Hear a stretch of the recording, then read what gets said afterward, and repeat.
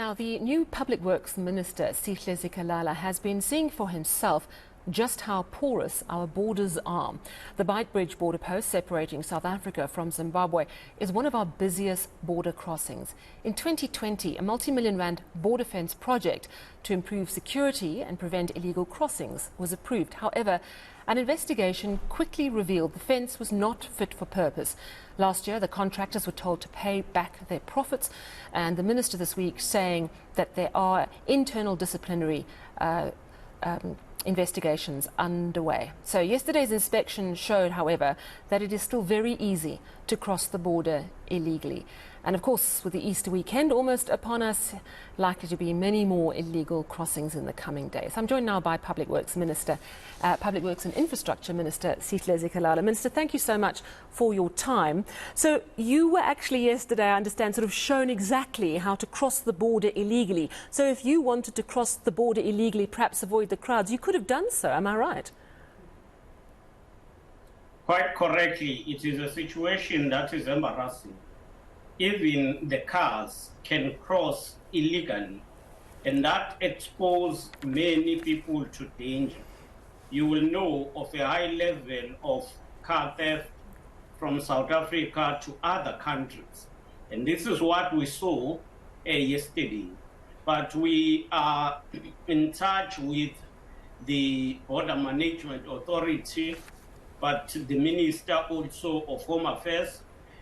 But this is a task of the Department of Home Affairs and the Department of Defense, which in a main should be to specify the kind of defense they believe it is feasible. So there is a need of conducting a feasibility study before we talk of any kind of fencing again. It is true that the previous project was a dismal failure, not planned, and seemingly it was not even conducted in line with procurement processes of the department and the government. And we are taking serious actions on those issues. Oh, that's good to hear. I mean, we've been looking at visuals of that fence, and my understanding, not only is it just far too easy to get through, large chunks of it have actually been stolen, in some cases taken into Zimbabwe for people to secure their farms. Well, it is an allegation that we have received. We are unable to investigate that as it is in another country. But clearly, we need to work with speed to protect South Africa. That situation undermines us as the country. You get illegal and undocumented people coming into South Africa.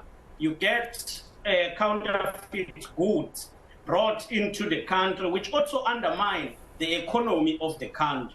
You get the people who are supposed to go through the border but not using the border, and all of those things are not accepted. Yeah, absolutely. And you also have situations where fugitives can flee justice here in South Africa and end up in another country. And sadly also, children can be trafficked across the border with our porous borders. We are just days away from the Easter festive season. Given the state of border security beyond the actual border post, should we just accept it's going to be a bit of a free-for-all and people are going to cross illegally and there's not too much South African authorities can currently do about it? No, it is not so. We are grateful to the Department of Defense and the Department of Home Affairs under the Border Management Authority. Grateful of the work they are doing there. SANDF is patrolling throughout that border line, but also the management of the border itself and the facilities there are in place to ensure that people are handled and processed as and when they come.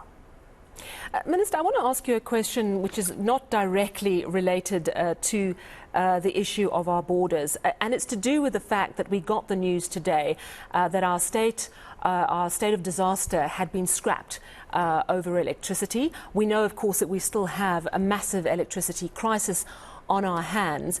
But government's saying that one of the reasons that that state of disaster was put in place was essentially to allow all ministries and all departments to kind of focus their energy on dealing with the electricity crisis. I know you're new to the position, but I wonder if you could give us an insight as the Public Works Minister, how that energy and that regulation on the state of disaster assisted you to make certain decisions around perhaps trying to mitigate the impact of the blackouts on your department.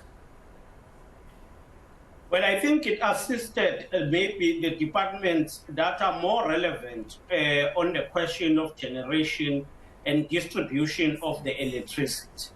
For us, as the Department of Public Works, ours will be to ensure that we create initiatives that will aim at ensuring that all government facilities are able to provide energy. If it means we go the route of alternative energy, such as solar and others, that is what we will explore as the department. But we have to go through thorough assessment and ensure that we embark on those projects. Yeah, you're absolutely right, of course. It has to be done properly. Knee-jerk reactions are not going to get us anywhere. We saw with the exemption issue around Treasury that it was a decision, it seemed, made in some haste without proper consultation with the Auditor General. Now has to be pulled back, has to be thoroughly evaluated. I know that, if I'm not mistaken, the courts fall under Public Works. Talk to me about specific interventions there.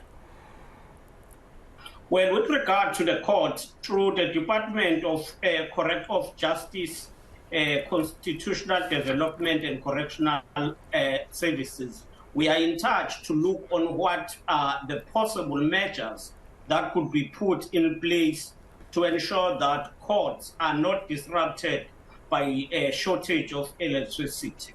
Already in some of these courts, we have installed big generators, either through the Department of Public Works and Infrastructure or through direct user departments. So we are working on that project, and we will ensure that the whole country is not disrupted, because court proceedings are quite important. Absolutely. Thank you so much for speaking to us this evening, Minister, and fielding a variety of questions from me. I hope we can speak again after the Easter weekend to find out how things have gone at the various borders. Public Works and Infrastructure Minister Sihle Zikalala.